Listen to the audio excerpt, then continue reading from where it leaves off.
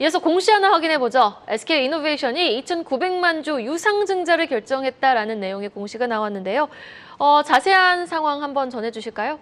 2,900만 주 유상증자를 하는데 그 유상증자를 해서 조달하는 재원은 한 1.6조 정도 됩니다. 1.6조 100억쯤 되는데 당연히 이제 이렇게 많은 유상증자를 SK이노베이션의 석유화학 부문에 넣는 것이 아니고 SK온에 이제 넣는 것입니다. 그러니까 SK온이 좀 전에 계속 말씀하셨지만은 전 세계적으로 2차 전지 수요가 크기 때문에 해당한 이제 자금을 갖고 이제 아마 곳곳에 이제 미국 공장이나 외국 공장을 짓겠다고 지역은 이름 나누지 않았지만 정확하게 공시에는 외국 공장을 짓겠다고 얘기를 했습니다. 제3자 배정이기 때문에 바로 이제 물량이 풀리진 않고요.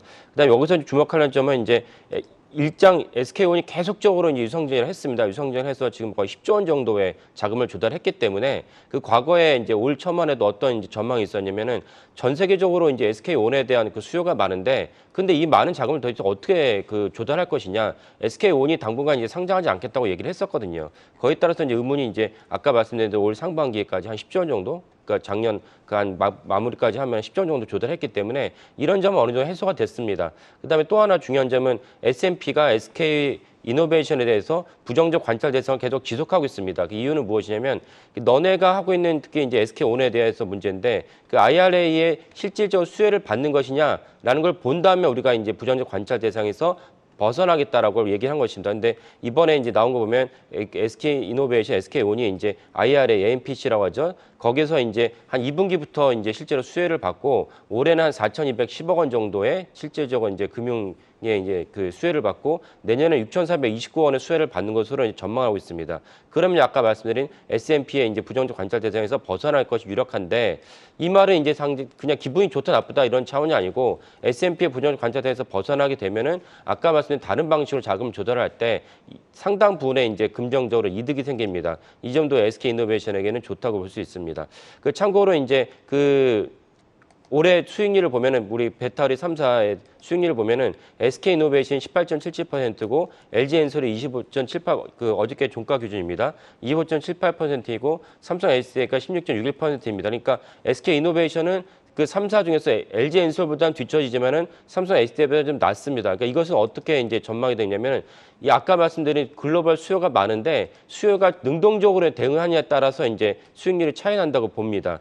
따라서 이제 아까 오늘 이제 얘기한 SK온의 유상증자 1.6조 원 정도 유상증자를 통해서 공장이 실질적으로 이제 삽을 파고 증설이 된다면은 SK이노베이션의 수익률도 더 높아지지 않을까. 그리고 아까 말씀드린 S&P가 실제 부정적 관찰 대상에서 벗어난다면 또 한 번 주가도 올라가지 않을까라고 전망을 합니다. 다만 아까 말씀드린 유상증자를 통해서 SK이노베이션과 SK온이 꽤 많은 한 7% 이상의 수익률을 보장했습니다. 이 점은 좀 부담을 작용하지만 7% 이상의 수익률을 갖다가 입증하면은 그것도 사실 부담에서 덜어내는 것이고 모든 것은 SK온이 아까 말씀드린 순차적으로 자금을 조달을 통한 배터리 공장을 증설을 하면은 다 해결된다 이렇게 보시면 될 것 같습니다. 그래서 공시 하나 더 확인해보죠. 두산에너빌리티가 두산밥켓 주식 500만 주를 블록딜 방식으로 매각을 합니다.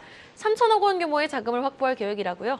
예, 블록딜 방식으로 매각을 하기 때문에 시장이 바로 풀리진 않고 심지어 매각을 한 당사자가 6개월 동안 의무 보유가 있습니다. 그러니까 수급에 있어서는 이제 부담 가실 필요는 없고요. 그리고 이제 주목해야 될 점은 이제 원래 두산에너빌리티가 두산밥켓의 지분을 50% 이상을 갖고 있었는데 이번에 이제 지분을 매각하면서 지분이 50% 이하로 줄어듭니다. 우리나라 이제 규정에서 50%가 되게 중요한데 50%가 넘으면 단일 재무제표를 반영하게 됩니다. 그게 무슨 말이냐면 두산에너빌리티가 만약 두산밥켓에 영업이익이 만약 1조가 생겼다. 그러면 1조 전체를 다 가져가는 것이고 근데 50% 미만으로 주면은 미만으로 줄었을 때 지분만큼만 예를 들면 49%면 1조에서 49%만 재무제표에 반영이 됩니다. 이런 이제 차이가 있다는 점 주목하시면 좋겠고요.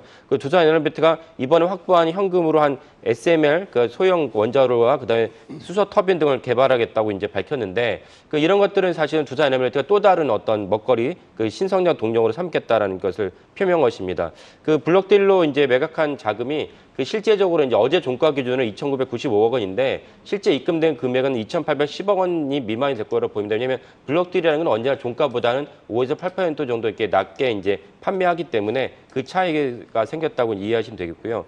그리고 이제 우리가 또 하나 새겨될 점은 두산에너빌리티 아까 말씀 이번에 마련한 자금을 갖고 수소 터빈을 갖다가 개발하겠다고 했는데 수소 터빈이라는 건 당연히 터빈은 이제 가스 터빈도 있고 다른 터빈인데 터빈을 갖다 돌리는 에너지원을 수소로 쓰겠다는 것입니다. 이렇게 됐을 때 좋은 점은 무엇이냐면 탄소를 적게 쓰고 탄소를 갖다가 절감하게 되는데 뭐 당장 하는 것이 아니고 이제 27년 정도 그 이후로 예상이 됩니다. 이거를 두산에너지가 준비하는 이유는 무엇이냐면 전세적으로 탄소 중립을 탄소를 갖다가 낮춰야 했다는 것이 전세적인 추세입니다. 그러면 지구 온난화를 갖다가 줄이겠다는 좋은 취지다라고만 볼 수만 없는 것이 무엇이냐면은 만약에 일정 이상 탄소를 계속 배출하게 되면은 그 비용이 이제 부과가 됩니다. 이 점이 사실은 글로벌 기업, 우리나라에서 수출을 안 하는 기업이 거의 없기 때문에 이 모든 기업에 다 적용이 됩니다. 이런 점에서 탄소를 줄이지 않으면은 대신 이제 부담이 간다. 이런 관점에서 두산에너지가 대형 수소 터빈을 개발한 것이 어떤 관점에서 중요한지를 보시면 좋을 것 같습니다. 네, 알겠습니다.